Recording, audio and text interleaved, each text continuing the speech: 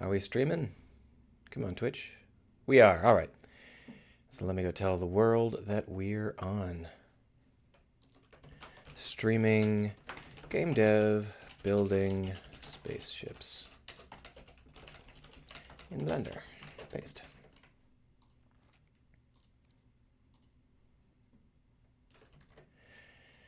So we figured out what was wrong with my Unity install, and so I'm back in Unity, and nowadays Unity should be much more well-behaved than it used to be, and that'll be such a nice change. I had to create a new project. The old project was completely borked during an update, but new projects should be fine. I found a really nice mechanic while I was wandering in the depths of not programming, and it's much more approachable than the mechanic I was using. So I'm thinking maybe I'll just switch over to a different mechanic, recreate the ships and stuff. Almost all of the people dev is still there, so it's not going to be too difficult to get back to where I was with the people part. But what I'll do is I'll program up a new set of ships with a new set of mechanics, and that will be something I'll probably not do at 1 hour every 3 days like I did the original. I'll probably do it in giant chunks over the course of this upcoming holiday break. But for now, we're going to go ahead and do some experiments. That's not what I needed to do. It's already open. Yeah, close that. There it is. This is Blender 2.79, not Blender 2.8. I played around with Blender 2.8. I do like it. There are some things that I'm not quite sure about yet, but it's not compatible with Unity, and I didn't feel like continuously exporting to FBX all day. So we're going to work in 2.79. And what we're going to do is we're going to be building something called composite spaceships. Composite spaceships are a little bit different than what we were doing before. They're sort of like modular spaceships, except that the modules are in a super straightforward linear fashion. I'll go ahead and demonstrate. Delete a couple of things here, and then add in a modifier. Clipping. So if we think about what I'm trying to get, these spaceships have categories of systems. And so when you build your spaceship, you're putting in specific systems, right? But instead of those systems being linked to specific visuals, like they normally are, they're instead linked to a repeated array that's specific to the category of ship. So no matter what you install in terms of ship systems on your, Class 8 frigate. Wow, my mouse is really screwing up. No matter what you install in terms of systems on your Class 8 frigate or whatever, it's always going to use the same set of modules to explain it. And what you're going to get is you're going to get, if you pretend that this is the command module, if you install, something that's worth 6 points, you'll get a stack of these that are 6 deep. And in doing so, you can get a ship that looks quite different, even though it's using the same modules. Similarly, if you install several modules, you can get a different array of these stacks for each one, and therefore you can have a ship that does look considerably different. Hopefully my mouse will stop misbehaving. It's really sensitive for some reason, but that's fine. You'll see what I mean more when I get into modeling it. It's a fairly straightforward thing to model. I modeled some test objects, and I have a pretty good idea of how I want it to look. The cap that represents the system is going to be a 1 by 1 by 2 module for this particular ship. And we're going to build the command module first. So what I'll do is I'll put in a circle like this. And the circle is a little bit too big, so we're going to scale it down. And then we're going to move it like so. And then we're going to move it just half a point back like so. And you can't really see it anymore because the square is in the way, so we'll delete the square. And then we'll delete the back half of the circle. Nope. There we go. You have to give me a couple minutes to get used to 7.9 again. I was on 0.8 most of the day yesterday, and it's a different experience, I'll tell you. That is definitely a major update. There are some things I don't much like, though. I think I can probably work around them if I know what I'm doing. For example, it's really hard to flip normals. It involves going into the submenu of a submenu of a submenu, whereas here you can just pop it up over here and then hit them whenever you need to. See, like that. Similarly, with the smooth shading, again, it's a submenu of a submenu of a submenu. So that means that anytime I create any sort of object, I've got to go into submenus of submenus of submenus. So I'll probably have to create my own.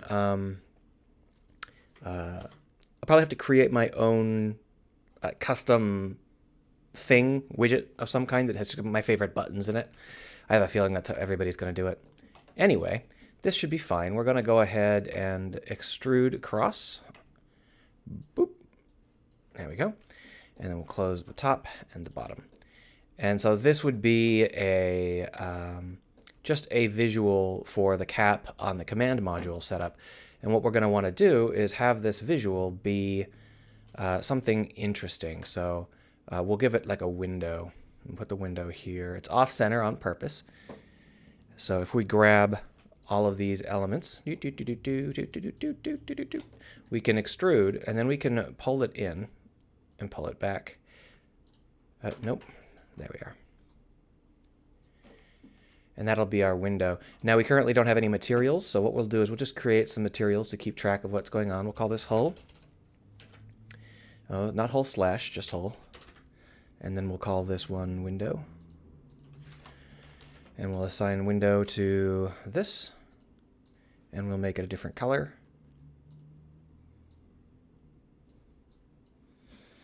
And we'll make it really like shiny. I don't think it's going to matter in the mode we're in.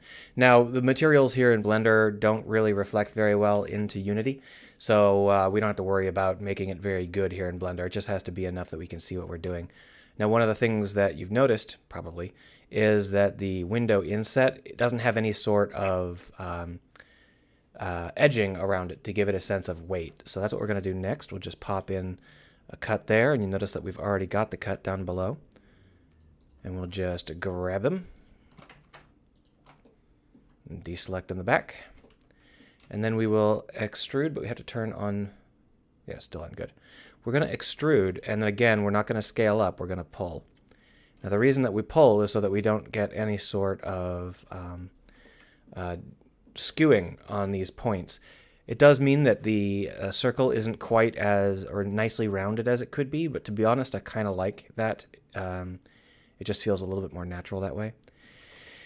Now the question is whether or not we want this to be like an actual full bracket. We'll go ahead and make it one and then check and see whether that's what we'd like. And if you're watching, feel free to give me advice or ask questions or whatever it is you'd like to do. So we'll just grab these like that, and then we will remove doubles, and I think that there are a couple of interior faces. There we go. Yeah. And so that gives us like a little bit of a box. Oh, look, we screwed this one up. Yes, it was definitely your fault, guys, not mine. So I'll just, all right, there's no interior faces there. But what I think we're going to do is actually create a little bit more of a an element here, because this is not quite enough for my interests. Oh. Somehow I really screwed that up.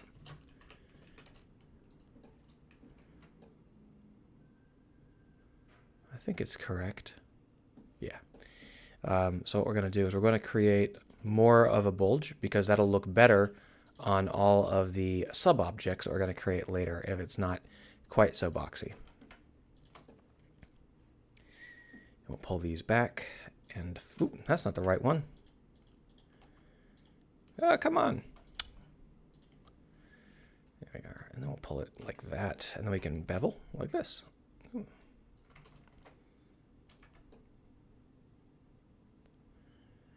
And I think we're going to want to soften this edge considerably.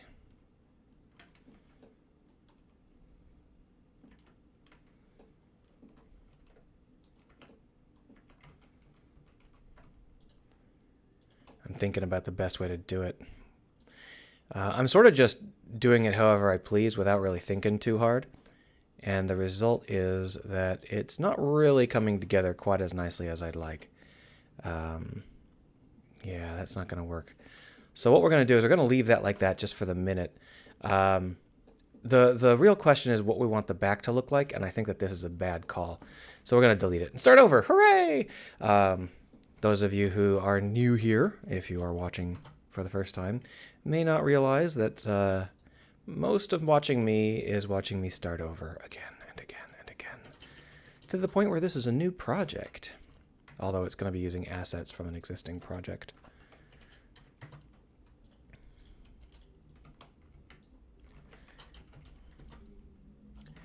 And just repeat the same process we did before, because the basic idea is fine. It was just that it wasn't coming together quite right. And we'll go up, and we'll go down, and we'll flip. Come on. There we are. And then once again,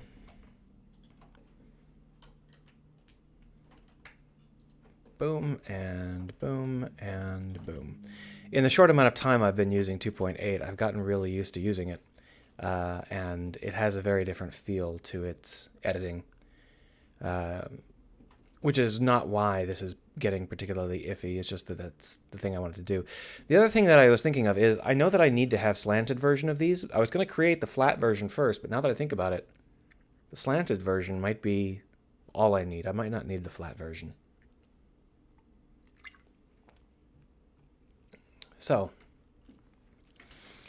basically every additional element here is going to be half a meter. So if we grab the bottom here and we pull it back by half a meter, this is the slant we need. The question is whether or not that's the slant we want or whether or not it is that slant. It's a matter of how much body we want in this particular setup. I think this is probably fine. So what we're going to need to do is decide on the pattern that we want for our connective elements. And one of the issues here is that these are going to be stacked. So if we Alt-D and bring it down, no, that's not down, bring it down, and then bring it back by half a meter, this is the sort of stack that we can expect. And we're going to also Alt-D and then bring it up, and then flip it. No, there we go, and bring it forward. So this is an example of the kind of stacking that we're going to get. Rick Metalster says that it's not the slant we wanted, but it's the slant we needed. Yep, pretty much. So when we think about it like this, we have to realize that any edits we make to the overall surface here, for example, if we were to bevel here, it's going to end up creating these creases. And that's not necessarily bad. Let's go ahead and take a look and see how it feels when we crease both edges. So when we crease both edges, we get a look like this. Another alternative is that instead of creasing, we can just do individual origins and extrude. Oh, this is not, it's not selecting the faces here. We can just do individual origins and extrude and shrink like this. And you can see how when we do that, it doesn't create any sort of creasing because the edges are at the 2 meter mark and they butt up perfectly. But if we have this off by another half meter, say, it would look like this. And that would mean that there would be some overlap at the very, very top of this object, which might not be a bad idea. So why don't we go ahead and create more stack and have it so that we can really get a feel for this. I think what we're going to do is we're going to let it push into the, let's go ahead and just use this. Let's go ahead and get this to work. So if we undo this, is it too late to undo? Yeah, so we'll just delete it and then refill it. No biggie.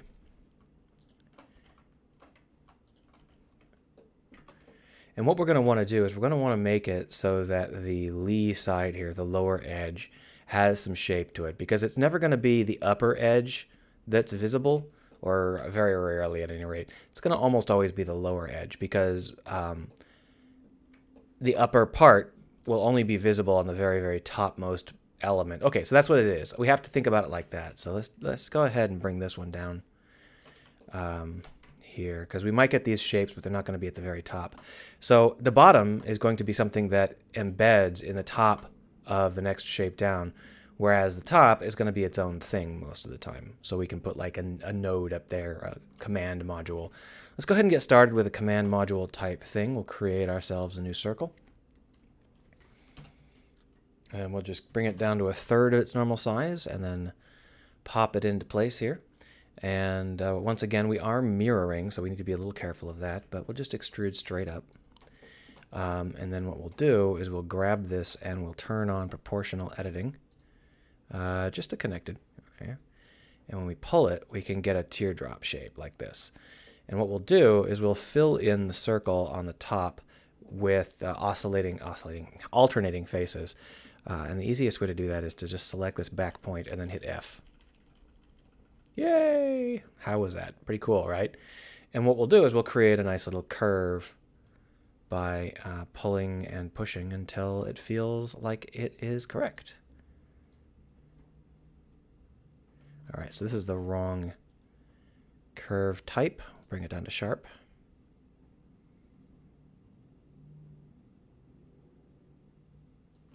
There we go.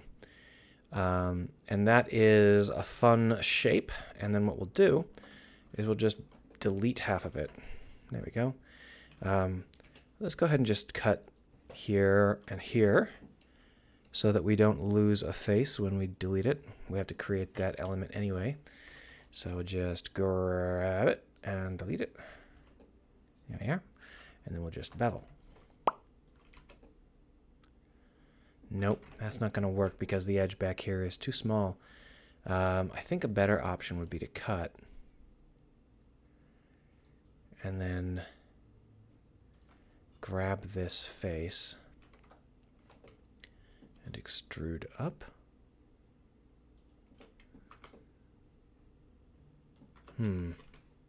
Fortunately, I'm able to redo this anytime we need. I can just change it out with whatever I want. And what we'll do is we'll just modify this backside a touch so that it doesn't feel quite so forced. You know what? I think I want the backside to not be flat. So trying to think of the best way to do this that's not going to involve breaking things. So if we cut here, we can scale X0, scale Y0, my bad. Turn off proportional editing. That's going to make us all sorts of sad. And what we'll do is we will bevel the top and the bottom pretty aggressively, like so. The problem is that it doesn't correctly crease this other face. You can see how it's giving us a really wicked end-gon. Let's see what that looks like when we manually do the cuts that are needed.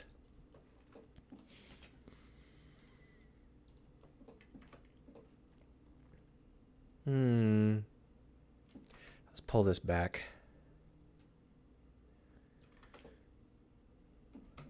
So you can see that what we get is an interesting sort of divot. If we pull this forward a little bit, you can see how it lines up perfectly. And that's what I really want. I want the divot to line up. But I think that in order for it to feel right, we've got to pull this back even further. Oh, I know what the problem is. So we're going to go ahead and move this to active element, scale Y0. And then we will move this back half. I don't think it's going to work. We'll move it back 0.25, and then we'll move this forward 0.25. And that ought to make them line up perfect. See that? Only problem being that now they don't line up when they're offset, but that'll never happen right, so it's fine. If they're offset, they're offset. We'll have to live with it. Mifaz says, what's this game about? And are you interested in making story-driven games? So it's interesting. First off, the only reason I don't make story-driven games normally is because they require a crap ton of content. And that's just too expensive. So, I mean, in terms of time. So I don't generally make story games. But the funny thing about what I'm doing now is that it's actually a story-generative take on what I was doing before. It's a system that's built specifically to make your ship's adventures feel a little bit Star Trek-y without requiring any sort of excessive scripted, elements. So it's sort of like a cross between a deck builder and what I had before, a modular spaceship game. So it's going to be fun, I hope. Either way, it's going to be a lot more straightforward than what we had before. So what we're going to do is delete the back half, like this. And you know what? We're going to delete the front half too. We're going to try that again. This time we'll do that by simply duplicating this.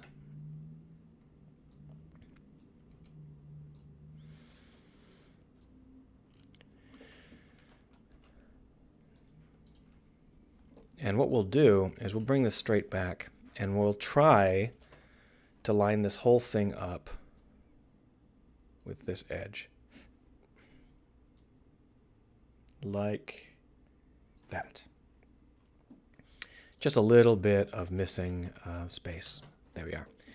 And then we'll just have to have a cut in this face, but I can't cut it because it is an n-gon of staggering size. So we're going to go ahead and just carve this face up into pieces. So to do that, we'll select this face selector, delete the face, and then we'll just delete this edge back here.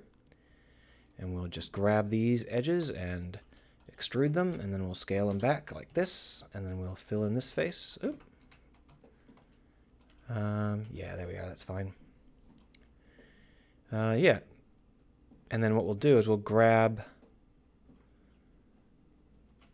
Okay, so we actually need to cut these. Where do we want to cut them? Sorry, I'm thinking aloud here. I think we'll cut them right there, and then we'll fill it in. There we go.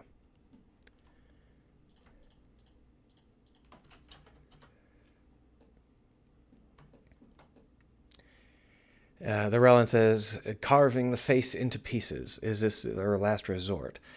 I don't know. It's a complication.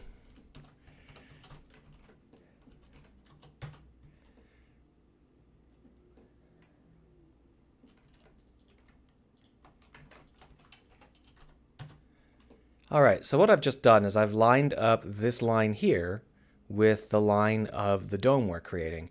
And the reason for that is because this dome is going to be the major edge of this back face. So it's going to be like this. So we went and spent all that time fussing with these pieces, and we're not even going to end up using them. So we're going to leave these intact because the dome doesn't actually connect all the way around. The alternative is we could have the dome connect all the way around, but that would be a lot of extra faces, and I don't think we need to worry about it. There we go.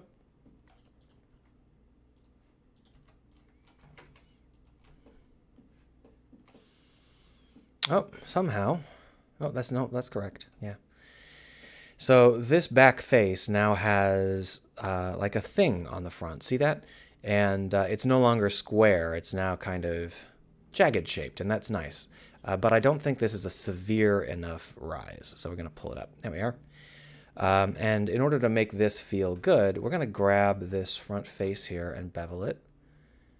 And once again, the bevel seems to have radically changed its behavior since the last time I used 2.79, because it didn't ever do that stuff before. I'm just trying to think about the best way to do it, and I think the best way to do it is actually going to be trying to think here.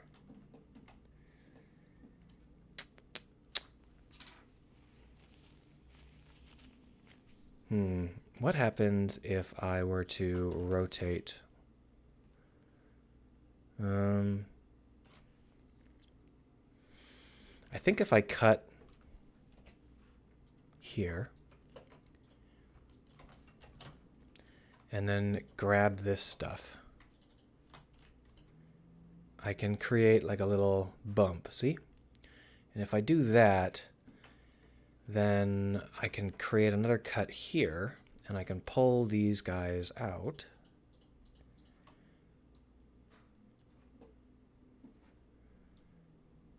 And up.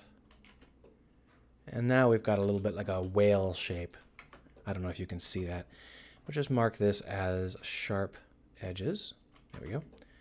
We'll give ourselves a little bit of a whale shape. I think that'll be cute. And then we'll bevel this. There we are. Now the bottom is the part where I would like it to actually extrude down so that it kind of embraces this cap in a fun way. So that's what we're going to do right now. The only question is how. I guess we're going to need to extrude this across. You know what? Let's go ahead and extrude. Nope, that's not the right thing. This. Yoink. There we are. And then I can fill these in, but I think it would be better if I were to be a little bit more careful about it. Oh, that didn't work.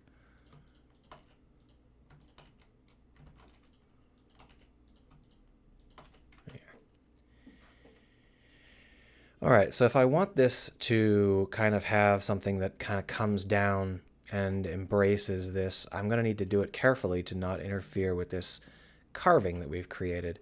So if we take a look, the carving has a problem where it actually is covered for quite a bit. So we're going to go ahead and cut down the middles like so. And that won't affect the visual, but it means that we've got a vert right here. So now if we cut this in half like so, yeah, maybe in the middle is fine. That means that we've now got a cube right here that is flat and can be manipulated. Mifa says, I also feel that coming up with a good story can take up half the time spent, and you somehow have to mix it with the gameplay. So I have a lot of opinions about that, but to put it as shortly as possible, that's practice. That's something you can do with practice. It's not something that comes naturally, and it's also not something that takes forever once you know what you're doing. It's something that can be practiced. I'm trying to think of the best way to do this, and I think the best way to do this is actually not the way I'm doing it. So we're going to go ahead and undo zoop, all of this. There we go. And instead what we're going to do is we're going to grab this curve, and duplicate it, slide it back, delete this one, and then extrude it down. Nope, that wasn't extruding. There's extruding. So if we bring it down, then it's going to be the right shape to hug the underlying mesh, see? And that's kind of what I want to try and make happen. So what we'll do is we'll then extrude this in like this, and then we'll flip it like so. And now all we have to do is make this not suck.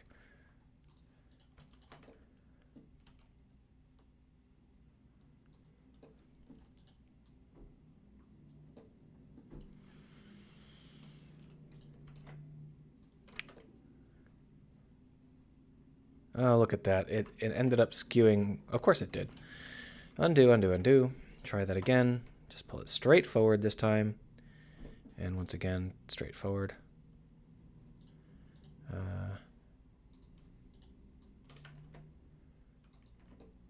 Yeah, that shouldn't skew nearly as badly. And then what we'll do is we'll soften everything. Soften. And we'll put a tank right here. But the question is, how much of the top is this going to obscure? So if we take a look, you can see that we're going to need to worry about how we place the top half of this so it won't get interfered with by that tank.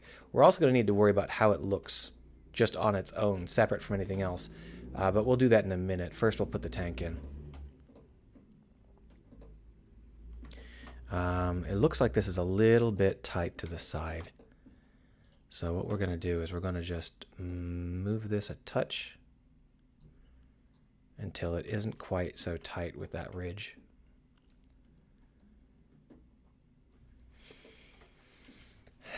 All right, so to create ourselves a tank, we'll just create a new circle and shrink it down. I don't think we need 32 edges. 16 is fine. And bring it into the right spot.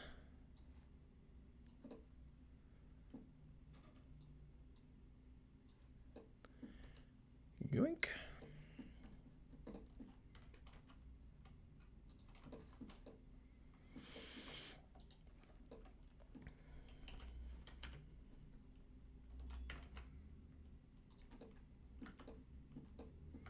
Pretty much. Oh, what's this? Because I'm doing it across both sides, when in actuality, half of this doesn't exist.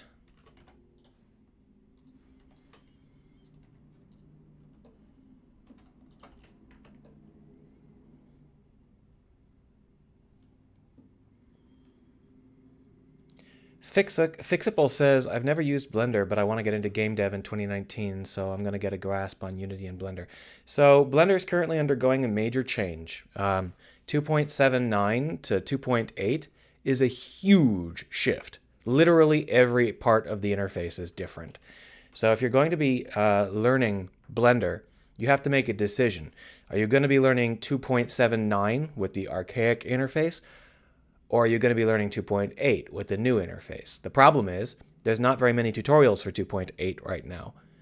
So it's a rough time to learn how to use Blender. But I might recommend trying 2.8, seeing if you can figure out how to use it, because that's what's going to be the norm after, another 4 or 5 months. So my recommendation would be to try and learn 2.8. Another problem with 2.8, though, Unity automatically imports Blender 2.7 files, but Unity does not automatically import Blender 2.8 files yet. But I have a feeling that'll come in the next few months. So it's all a matter of your timing is going to need, you're going to have to take that into account, because there's a big difference between how these things work, and there's a huge change happening this very second.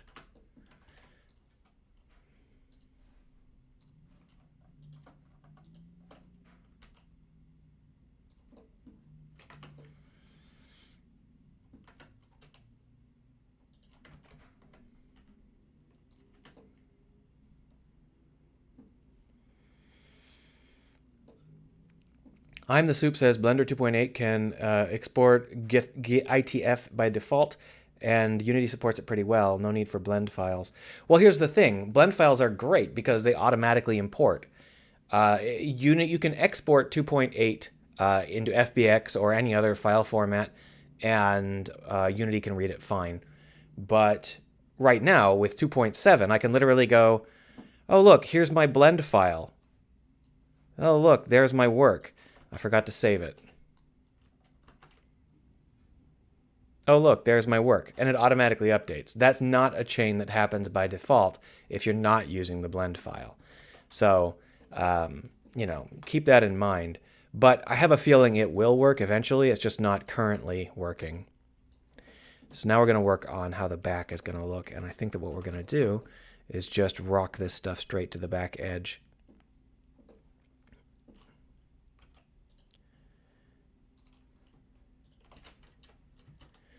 And then just arrange it so that it doesn't overlap with anything. Oh, no, that wasn't it.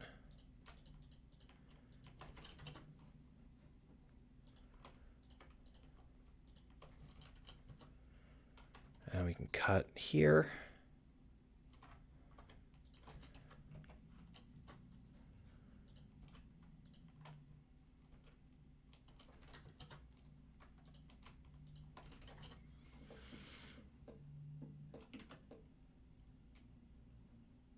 I think we'll want a little bit of space. Like that, just like at the top. And you can see that there's a little bit of a crease where it slides at a different speed.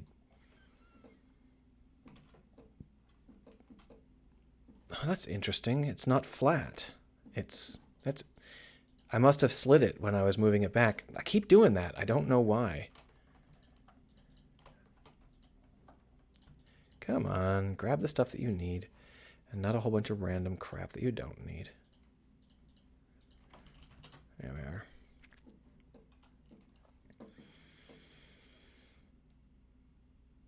we are. Fixable says that his sister bothered him, so yeah, I have to explain it again. So 2.8 and 2.7 in Blender are completely different. They're basically different products. 2.8 is still in beta, but it's going to become the norm. If you are going to learn Blender, I would recommend learning 2.8. But the downside is all the tutorials for learning Blender are still stuck in 2.7. So you have to consider Blender 2.8 and 2.7 to be completely different objects. Blender 2.8 also doesn't automatically import into Unity yet. Whereas it's easy to export, but it's a lot nicer if you can just have Unity do it for you automatically, and that's not what's happening at the moment. Relin says, how come Blender has imported any Unity-specific shaders away? Well, it's not Blender's responsibility to make Unity understand Blender's shaders. Blender does export its shaders, but shaders are such a complicated language set, and Unity uses such a weird little subset of shader languages that it's not really Blender's fault that Unity doesn't understand Blender's shaders. It's just an incompatibility. Unity doesn't understand anyone's shaders. That's just how it is. And so with that in mind, it's not really ever going to change. Unity makes a best guess, but it's always going to be the wrong best guess. For example, Unity imports Blender 2.8 FBX version shaders as transparent shaders. So there's always going to be some problem with that. You're always going to have to make a Unity object, a Unity shader, and have it work. A Unity material, rather. That's not something that Fixable has to worry about yet, though. That's for the future.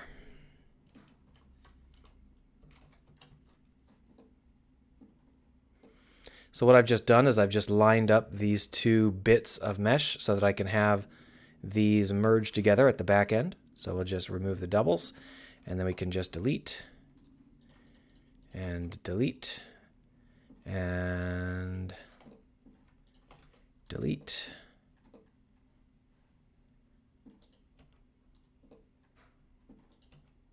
There we are. And then we have a back that is shaped cool. Yay! Now I could put in windows and stuff, but I don't think I want to yet. I think I want to keep it simple for now. And feel free to stop by or message me if you have any questions, Fixable. That's sort of the sort of thing I do. I do tutorials mostly. I don't have very many tutorials. I don't have any tutorials on Blender 2.8 just yet. But Unity is something that I'm very, very familiar with. Old hat.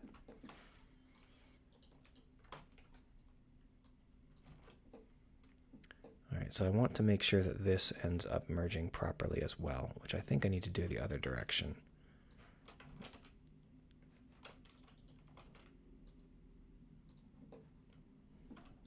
Perfect. So now what I can do is I can duplicate this face, and then I can hit P to punch it out, and then I can grab it out here as a new object, and then I can create an array. So array objects are going to be only 0.5 meters, so GY 0.5. And you can see that it's all sorts of random assortment of normals here. So we can just hit recalculate, and it pops out just fine. I Am the Soup says they haven't had much trouble transitioning from 2.7 to 2.8, though it might be difficult for someone new. It's impossible for someone new because the interfaces are all separate. When you're just learning, you have to be told things like, well, go to the sidebar and do this and do that, but the sidebars are now completely different. The shortcut keys are all the same, but generally speaking, when you're just getting started, the shortcut keys are not what you're learning. Also, there's a fundamental difference between clicking left and clicking right. There's a lot of changes. If you're already an old hand at Blender, you can probably just accept the changes while still relying on your old hand knowledge. But if you're new, that's not going to work.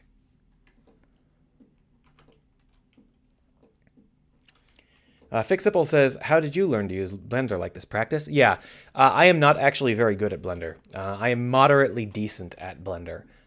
So just so you're aware, you know, don't go thinking that I am a king of Blender.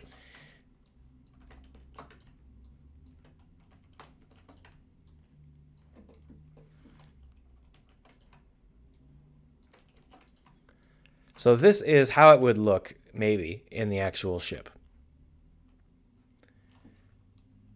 Mifa says, I remember at some point he was trying to outsource writing the story to his friend. That's almost never a good idea. I mean, it's fine if your friend's an actual author, but I get the feeling they weren't. Rick Metalster says, who is the king of Blender? Well, there are a lot of self-proclaimed kings of Blender. Probably the most entertaining self-proclaimed king of Blender would be that guy with the silver face. I've forgotten his name.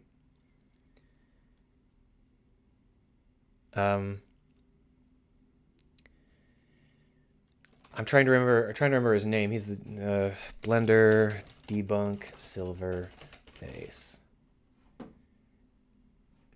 Captain Disillusion. But he won't teach you how to use Blender. He'll just use Blender. But he's kind of fun to watch, so you know, it's always that.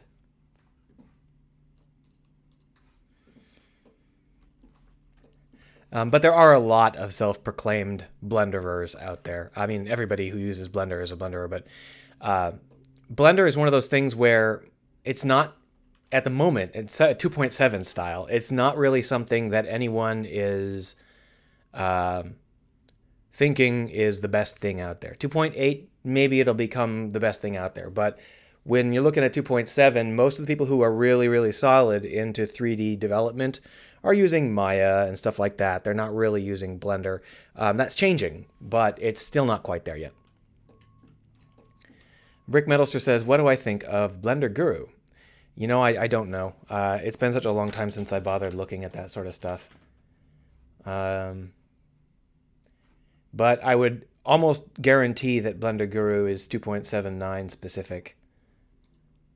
And I think that's going to be the case for most people right now. 3ds Max is, I don't really consider that to be one of the things I would tell a newbie to pick up because it seems like it's end of life. Hopefully I'm wrong, but I don't get a lot of sense that 3ds Max is going to be doing cool stuff for a long time. It feels like that's a stable product and that's just, it's going to stay that way forever.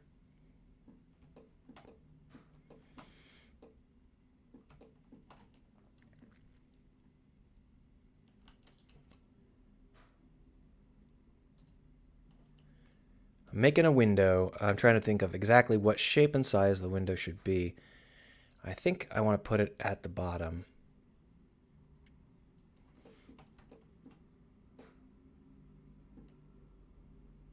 Rick Metalster says, the transition from 2.7 to 2.8 with tutorials is going to be rough. Yeah, it is. 2.8 has a completely different user interface. It's got the same shortcut keys, but the user interface is going to bite a ton of people. And it's not going to be much fun to learn Blender for the next, I don't know, 6-7 months. But there is no question. Blender 2.8 is the way forward. Blender 2.7 does not come even close to being as good. Problem, of course, being that Blender 2.8 has no tutorials.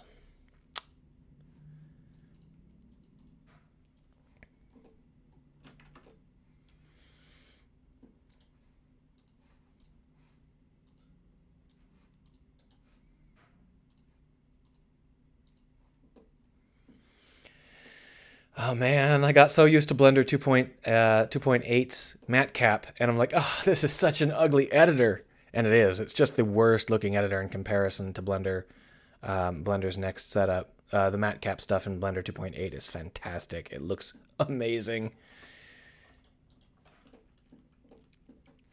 So now I have to decide what I want to do about this, and I think that I want to make something cute out of it. So we're going to go ahead and pull like this, and then we're going to just grab this interior set and extrude it, and we'll have a little bit of a square shape like this.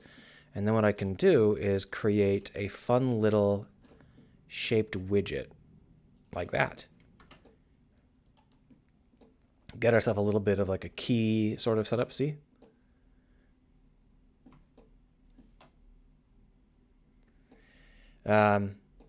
Lots of people are talking about here, 2.7 to 2.8. So there are actually 2.8 tutorials, but they are all like Blender Insider team tutorials, and those are not the most approachable because they're done by developers rather than by, you know, YouTube teachers. And there are apparently matte caps in 2.79, but they're just not as good. I haven't really tried them. I mean, I suppose this is probably better than what I had before. It's just really, really bright. Let's bring it down a touch. No, it's still pretty ugly. No,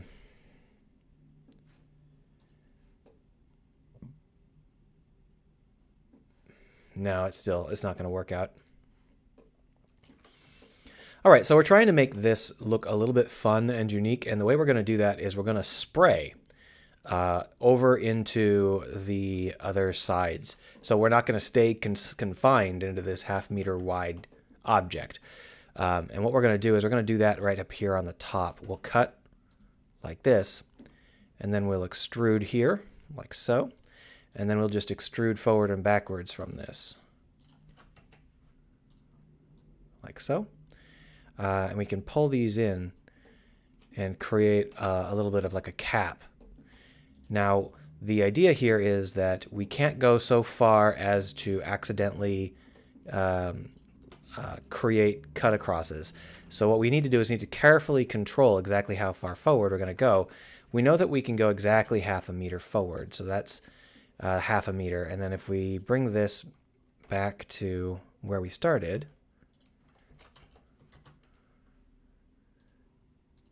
why don't we try 1/2 meter here as well?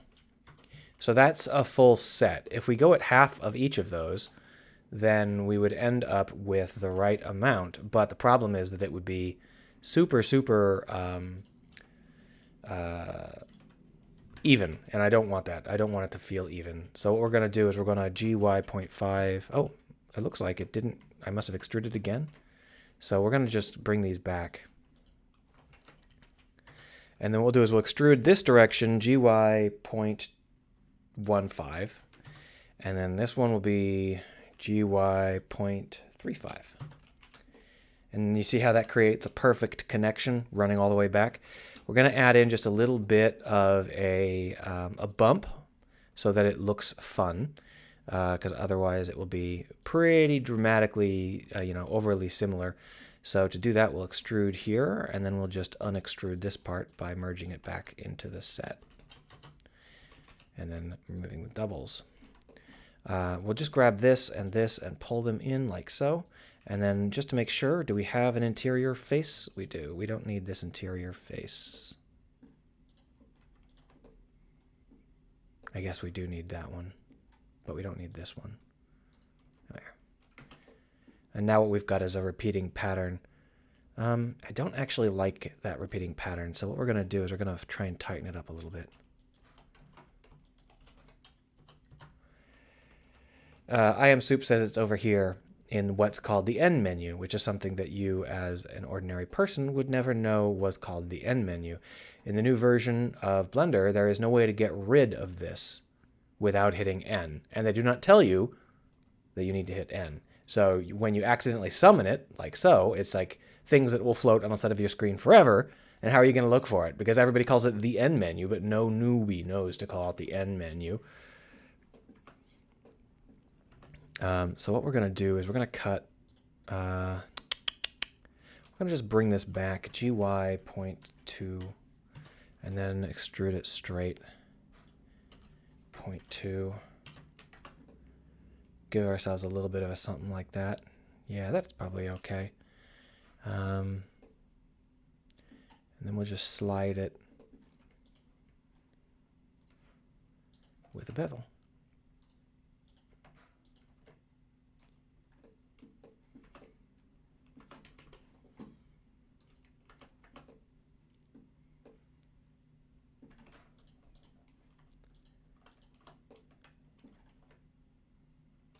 Perfect. I might have it on backwards. But you know what? There's no reason I have to worry about that. We'll select everything, tell it to fire against the 3D cursor, and then we'll scale Y -1, and then we'll move it to Y 0.5, and we'll be right back where we started. Boom. But with flipped elements. Perfect. Mifaz says you can grab the border and pull it right. You can't. Not in Blender 2.8. Fixable says, damn, man. Yeah, Blender is going to be a nightmare to learn. It's an open source tool, which means that it's a mess. And I would love to tell you like some secrets, but Blender is basically all secrets. So it's going to be rough. It's definitely the hardest part of learning to do 3D modeling in an indie environment. All right, so let's go ahead and make this one try and do something with this nasty edge here. Mifa says he's doing it right now in 2.8. No?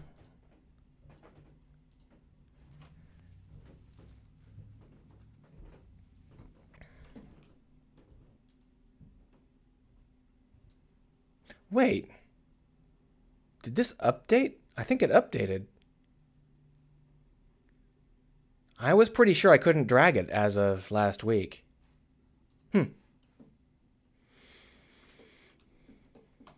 Well, I'll see if fixable. I don't stream for too terribly long, so I'm not sure I'll still be here if you take very much time.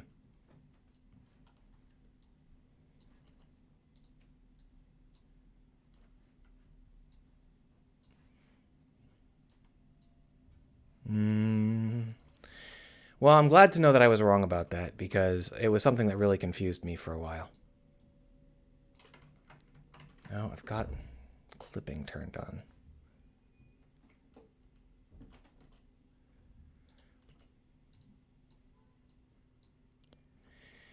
Rick Metalster says Sims 4 is only $10. Yeah, Sims 4 is only $10. Sims 4 does not include the game. It includes like a very, very primitive set of features and the ability to make a sim. If you want any of the actual gameplay that Sims 4 is known for, you have to buy some of the asset packs, and those are not on sale. If The Sims 4 ever came out and said, hey, you can get all of our past asset packs for $100, I would buy it in a heartbeat. But as far as I've checked every single sale every time, I'm like, maybe I can actually get it this time, and it's never the case. It's always expensive.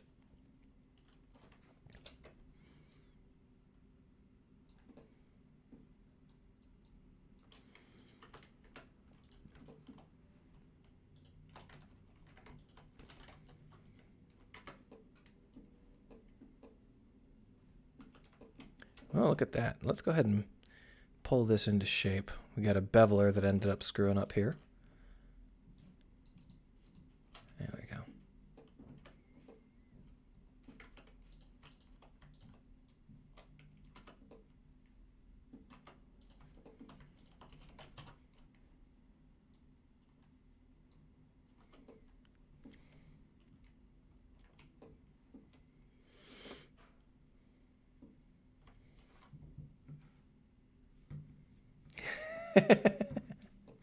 People are talking about the best way to get The Sims 4.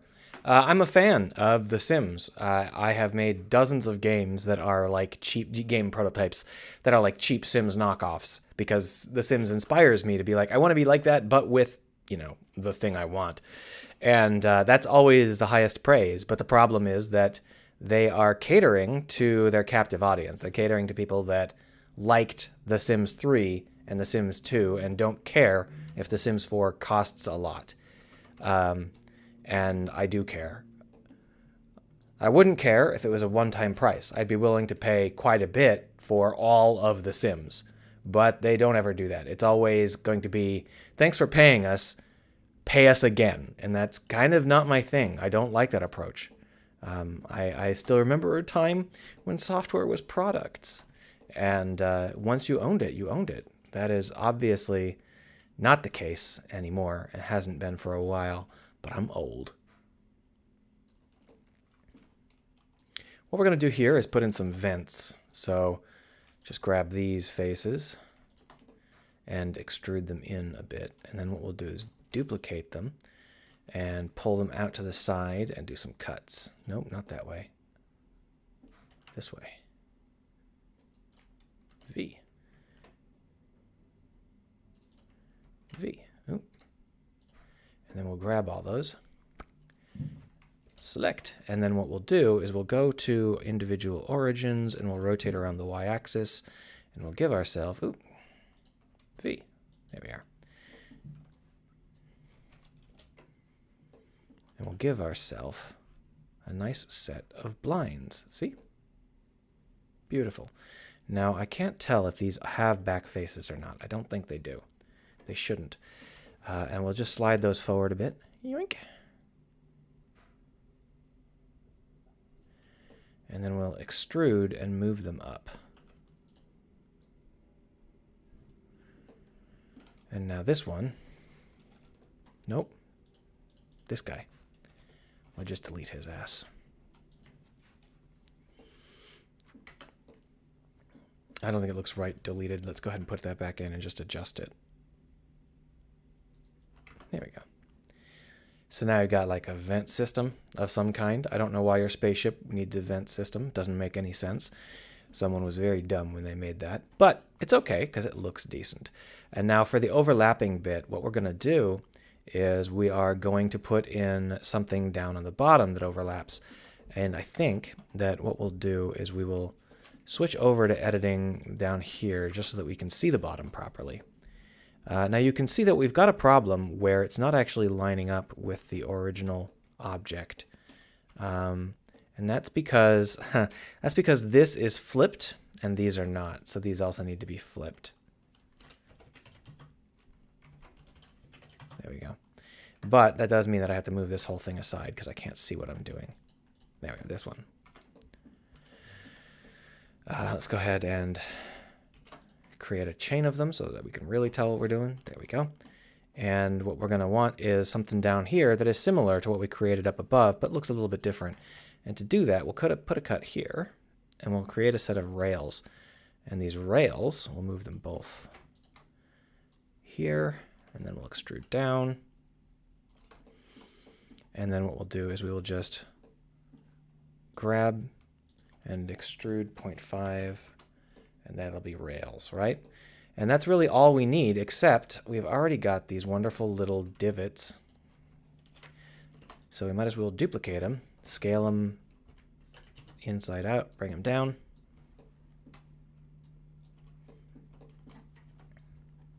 Flip them. And put these in so that it appears more interesting than it actually is. And I think what we'll do is we'll put them between, like in here, see? And then we will cut these in such a way that they can have that happen. Now when we cut like this, you can see how we're cutting a lot of the rest of the ship. That's probably too much damage, so we'll just cut here, and then we will do it like that. Since that's a sharp edge, we can do that. This is not something you'd want to do if you were going to be animating, but we're not, so it's fine. And then what we'll do is we'll just grab this and GX.1, GX.05. Even that's like GX.025.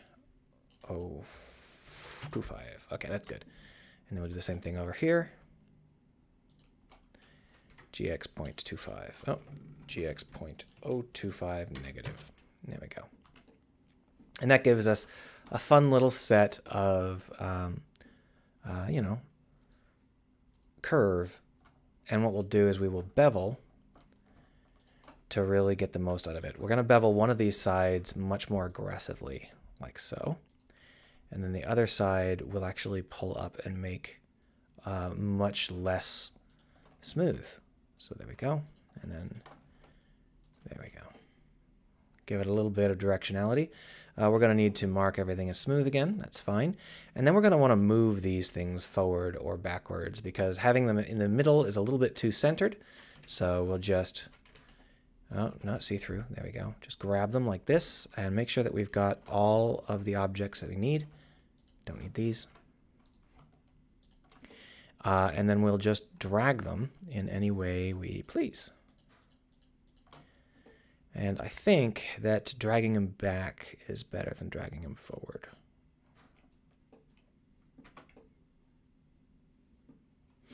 Fixiple's back. Hello.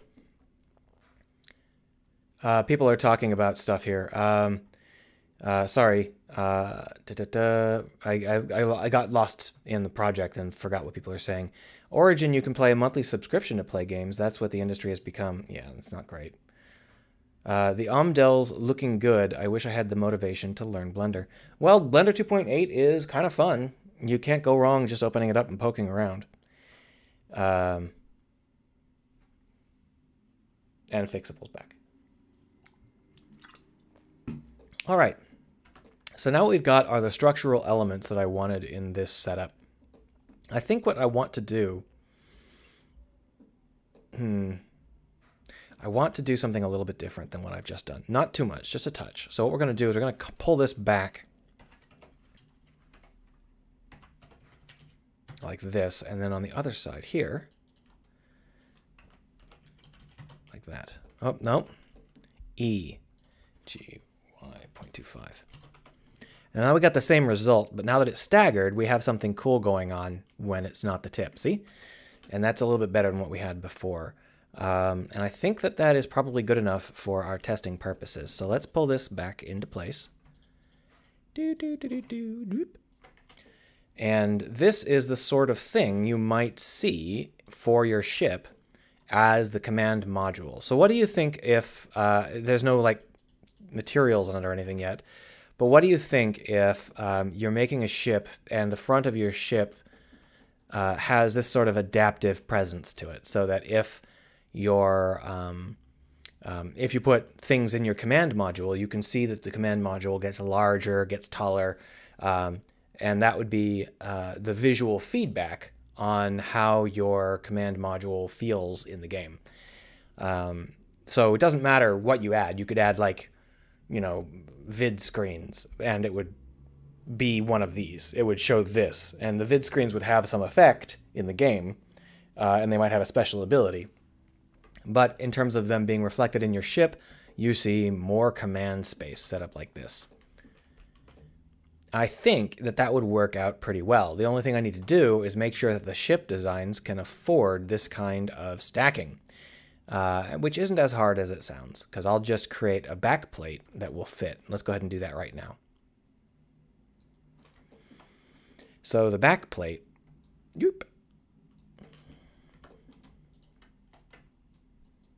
nope, too far. There we go. The backplate would simply be something like this. And then you'd have these, and they would simply, well, that's probably a little too big. And you'd simply put one of them for each of the tiers of hull. And this would be like the elevator, right? So I guess making it bigger would make sense. Let's go ahead and make it bigger in the directions we care about. Oh, the editing is a little bit choppy. I've gotten too used to Blender 2.8 already, which is quite a thing. Oh, we're stuck in individual mode. And then we can just grab the edges. I'll cut down the middle, delete this half. Turn on mirroring. And grab these edges and bevel them. And now it's an elevator, right? And it looks like these guys didn't survive, so we're just going to Alt-D and chunk, chunk, chunk. And then up here at the top, we would have another object, like, say, a cube. And we would pull this back, and this would be the main element of the ship that actually flows off of the command center. And my thinking is it would be something more like, well, again, I think we can cut it in half. My thinking is it could be something that's, you know, shaped a little bit like this, and it goes back considerable distance, right? And then that would be like the core rear frame of the ship, and the hallways here could go up and down as needed in order to accommodate the craft that you've created. Oop, that's not right. Let's go ahead and turn on clipping. Try that again.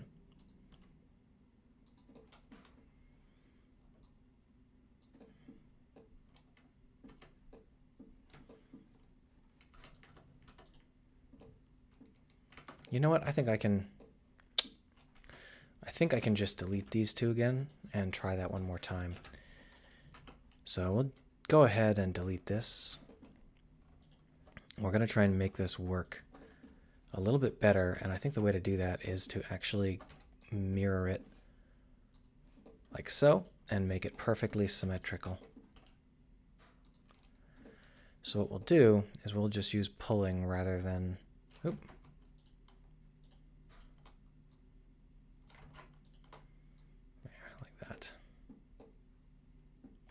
Oh, it didn't turn clipping on. There we are. That's better. And then we can just duplicate. No, that's not the correct duplicate. This duplicate. And then we'll pull that up, and then we'll pull that up. And that will be our placeholder for an elevator. The Relin says, stacking the same module too much would look bad. So here's the thing. Each of the main ship systems, which would be things like command, support, engine, warp, weapons, each of those would have its own category of module. And there might be a primary as well as a secondary module, and you can also do some slightly complicated things involving not just stacking them, but also rotating them and stuff. But the idea is that none of the ships are going to have hundreds of modules. They're going to only have, like, this is a surprisingly large number. This is a ship with support 644, which means that it's got 3 support subsystems, which is a lot. And those are all pretty high-powered support subsystems.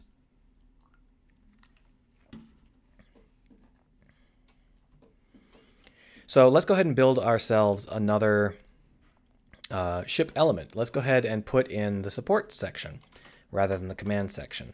Now, the support section, I want to experiment with the idea of rotation rather than lateral movement. So we'll create ourselves a circle and bring this right up to 64.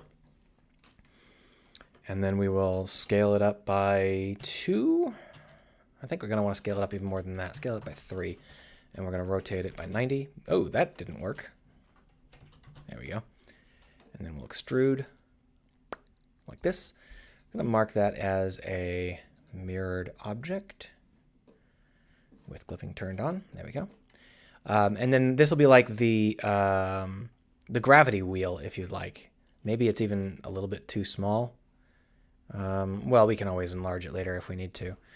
But basically, the idea is that this is where all of the support elements come out of.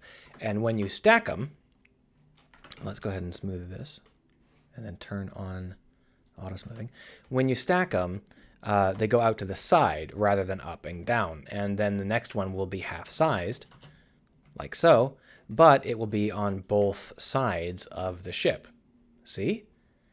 So you won't have everything always look the same. Now to do that, what we're going to need to do is create some of these modules that we're going to want to stick in.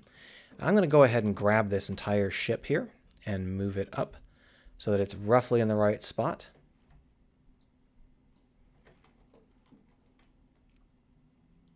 Fixable says, nice mouse wheel. It's been damaged, so it's not working great. Multispoon says, nice to see you again. Greetings from Germany. Well, I have loads and loads of business people in Germany.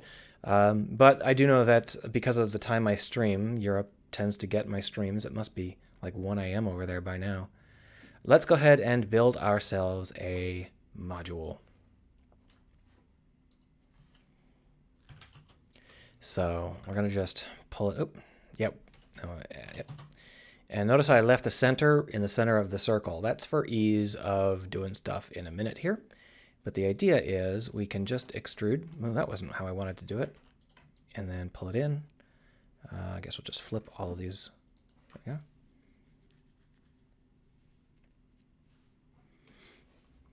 You're all from Europe. And we'll just bring these in and then bring it back like a door. And then to make, ooh, that didn't work. There. And then to make this feel a little bit better, what we'll do is we'll crease it so that it slides along with the shape of the object. And for that, we're going to want to have this mirrored. So we'll delete these verts and then turn on the mirroring. Oh, that's multi-res. It's not quite the same. And we'll just grab here and here. And basically what we want to do, I guess we would just grab here. And basically what we're going to want to do is turn on proportional editing.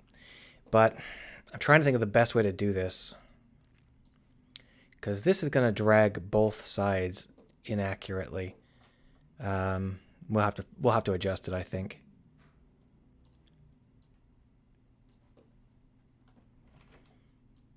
So you can see how that's causing some grief down near the bottom where they're not lining up properly. So we're just going to go ahead and manually change those.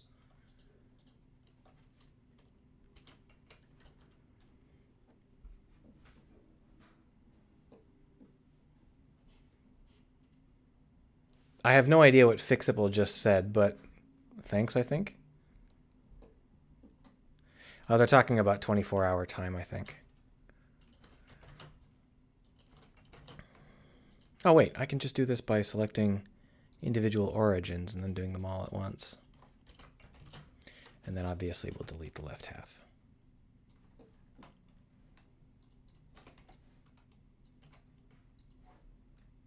Boom. Turn on clipping, and there we go. We have a set of faces. We can just gently nudge into the shape we want. And there we are. And then, of course, at the end, just bevel.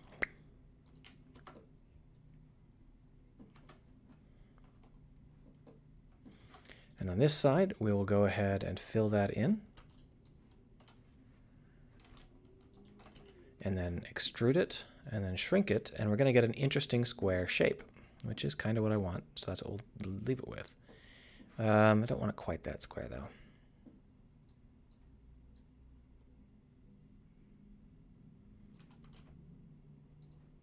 There we are. If we pull that back, oh, no, that's not going to work.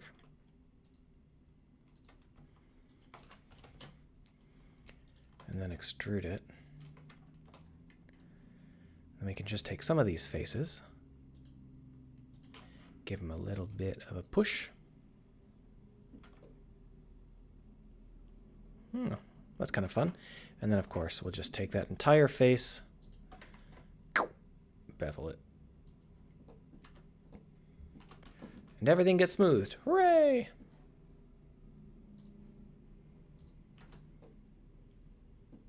Fixable is saying bye to people. Someone's leaving.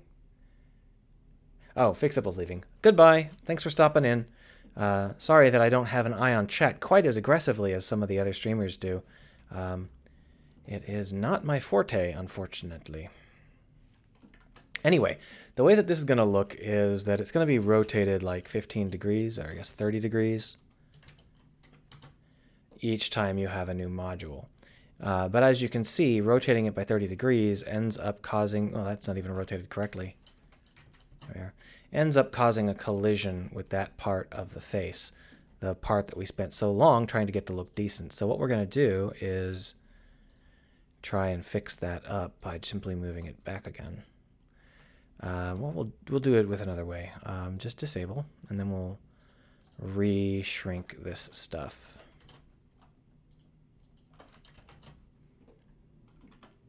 And then we can try to make this slant.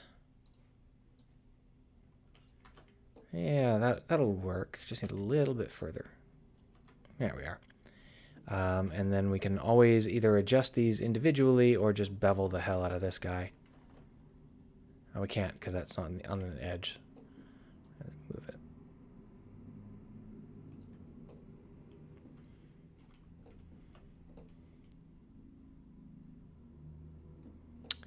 We ended up causing some damage, unfortunately.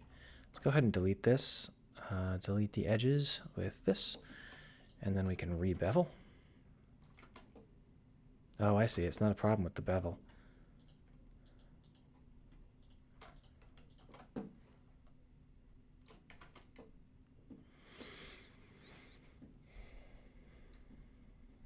I am the Soup says, can't you get a chat overlay, or is that not your thing? I don't know how to do a chat overlay, but that's not the problem. The problem is that the chat is on my left screen and Blender is on my right screen. I normally don't get anywhere near this much chat. I generally get 3 people watching and one of them says hello.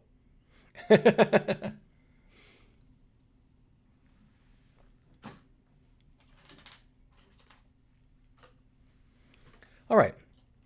Well, as a first test, I'm just testing out the shapes here. And you can see that what this does is it gives us like a shape like this. Now the problem is that there's obviously a maximum number of elements that we can do like this, and we're almost at it. Depending on how the rest of the ship kind of cuddles up against this, we obviously can't go all the way around. So when that happens, it's going to have to spill over into a sub-object. Now the sub-objects, if we do this like this, we can bring it all across like so. And if we shrink it down by 0.5 and then move it and then duplicate it and bring it across to the other side, you can end up with shapes like this, which I think is kind of a fun setup. I think that kind of looks cool. I don't have to make it half size. I can make it 0.75. Let's go ahead and try that. So let's delete everything over here and then just select the ones over here. Scale 2 and then scale 0.75. And I should still be able to get it to snap. That's got to go by 0.5, so that's fine though. And then if I duplicate it and pull it across, yeah. I think that's probably a better look.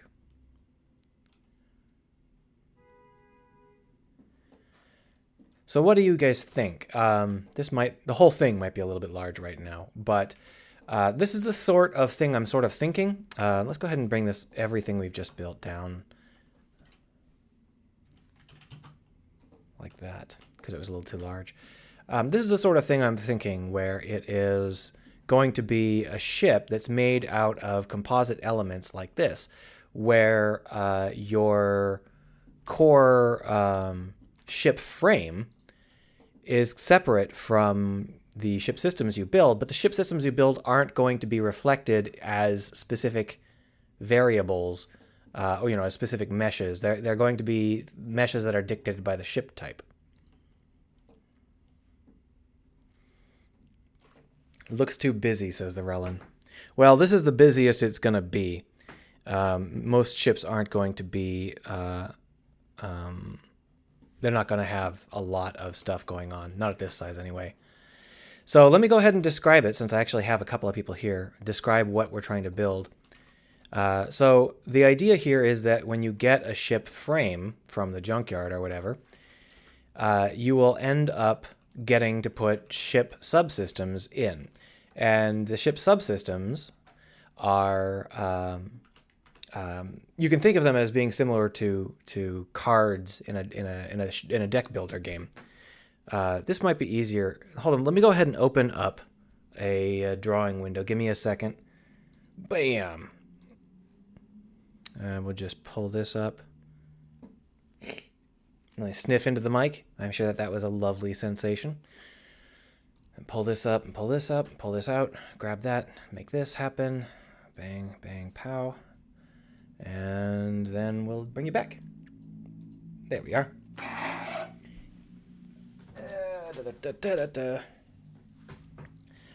All right, so the idea here, this is generally something I should do at the beginning of the stream rather than the end, but the idea here is that when you buy a ship frame, it's something like this, right? It's just got a couple of loose shapes to it, but it has a set of systems. So it might have like command and support,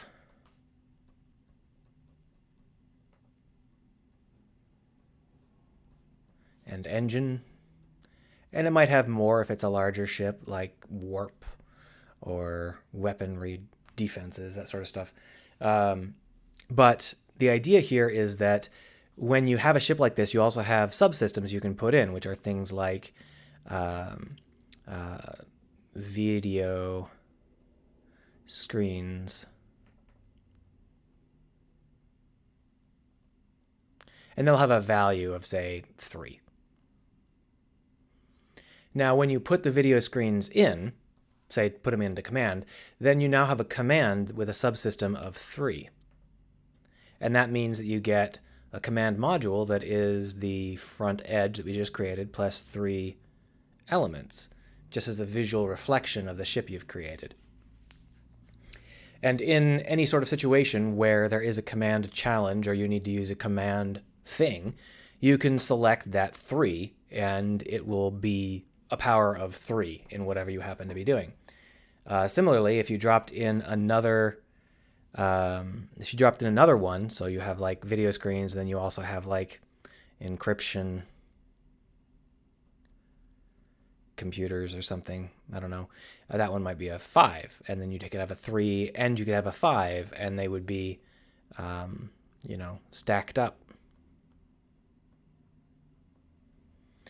And then you can click on either one. But these systems can all have special capabilities as well. For example, the video screens, if you use their special power, you can switch them between command and support. That wouldn't change the visual of the ship, but while you are on your adventure through space, you can select the video screens as a system and tell them to activate their power, which in this case would switch the video screens. Similarly, there are some systems like you might have a mag rail system or something, right? Which would have a specific ability of like 3, but it would be an engine power. So you can put it into support, in which case you'll have a support of 3, but then when you activate it outside of a specific challenge, you can switch it over to being an engine part. So it'd be like,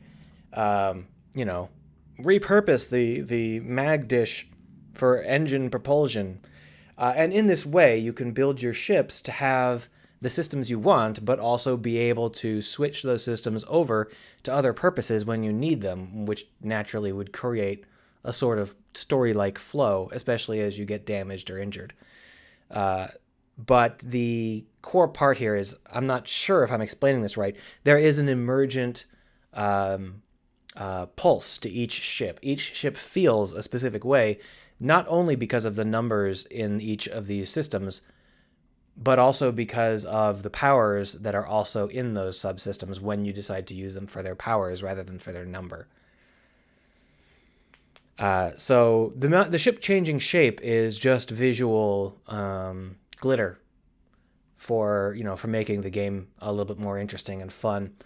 But this all. Let me see if I can give you an example. Let's say that you built a ship, and it's a junk hauler. It's your tutorial ship, and it's a junk hauler, and it's got a command of 3, and it's got a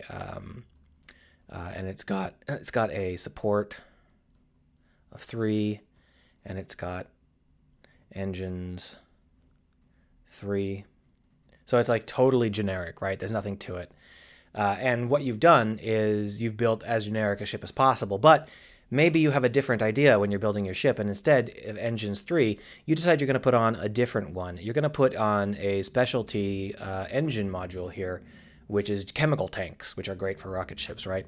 So now you've got engines 5, and you can upgrade your ship like this. And as you're wandering through space, you're like, okay, well, this mission takes a certain amount of thrust to get to where we needed. So now that we've got engine 5, we can get there in fewer days of thrusting.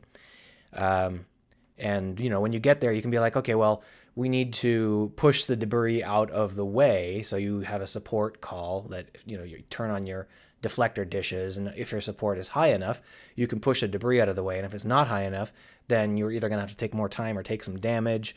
That sort of basic kind of story-ish setup. But here's the thing about this. Systems being high is not necessarily good. An engine of 5 is quite good for this kind of tiny little ship, let's say. But it's a fast engine, which means it doesn't have very much in the way of maneuverability. So when you pick up the debris and then suddenly someone shoots a rocket into the field of debris, and the debris goes flying everywhere, in order to evade that debris, you have to have an engine that is below the challenge level rather than above. So while it might have taken you 10 engine to get here, if you want to avoid the debris that's coming in, you might have to have like an engine of less than 4, or else you're going to get hit by debris. So your engine of 5, you made that change from an engine of 3 to an engine of 5, and that means that you can't dodge this debris. Except maybe you can, because there's crew members in this game, and every crew member has a special ability, and one of those crew members might be, -1 engine rating. And you activate them, and they reduce your engine rating to 4, and you're fine. So you might be thinking, when you're getting these crew members, you might be thinking, -1 engine rating? How is that good? Well, it's good because low numbers are precise, and high numbers are heavy, fast, powerful. Similarly, if you have a character active, then they can get injured. So if this was less than 3, this wouldn't reduce your engine enough. It would reduce your engine to 4, but you'd still take 1 point of damage. That point of damage would do damage to the ship, but it would also injure this character because they are active and their console explodes. So that's the basic idea. I think that this is a much more approachable sort of play than the pseudo-programming play I was doing before. I've done some paper tests, and the paper tests are all very, very promising. Stories just naturally emerge when you have this kind of setup, especially when you start to get deep into a mission, and you're like, oh crap, well, our rockets just exploded because a piece of debris hit this rocket system, this engine system. So the chemical tanks exploded. The chemical tanks ruptured. What are we going to do? And then you're like, well, my support system is technically a magnetic rail system, so I can use my deflector dishes as engines, and we'll just move that into the engine pile and use those engines to get out of the way. But now we don't have a support system, so we can't deflect anything. Oh, but we did, we'd put in these are actually video screens, and we can switch them between command and support as needed. So you can see how there's a lot of like deck building, mechanical shifting sort of feel to that. At least that's the hope. The Relin says, tutorial on how you do paper tests when? Well, I'll give you a hint. It sounds like this. Yeah, these note cards. Note cards are cheap. You can get them like 500 for $1. So I just do all my paper tests with note cards. So that's that.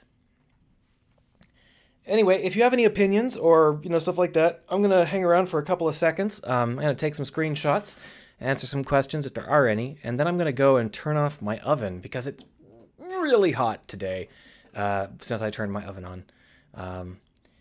And I think that I'm not actually baking anything. It was just so freezing cold that I turned my oven on out of desperation, and I don't think I needed to. Anyway, we'll go ahead and just take a quick little screenshot of this and pretend like it's worth looking at. Next stream. Yep, it's on. I do all my streams at the same 2 times of the week. I've got one on Wednesday and one on Saturday. The one on Saturday happens an hour earlier. It starts at 2:30 my time. Which is an hour before this one started. And I generally stream for like an hour or 2. A Multispoon says, how's the status of the game currently? Haven't been here in a while.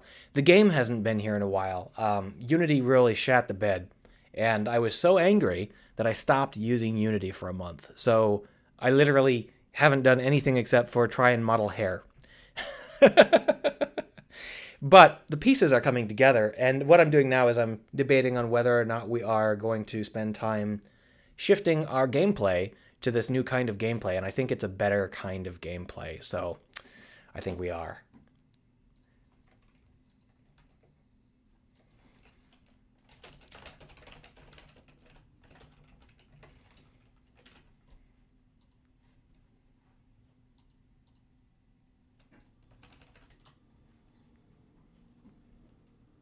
Oh, that's not something I can do in TweetDeck.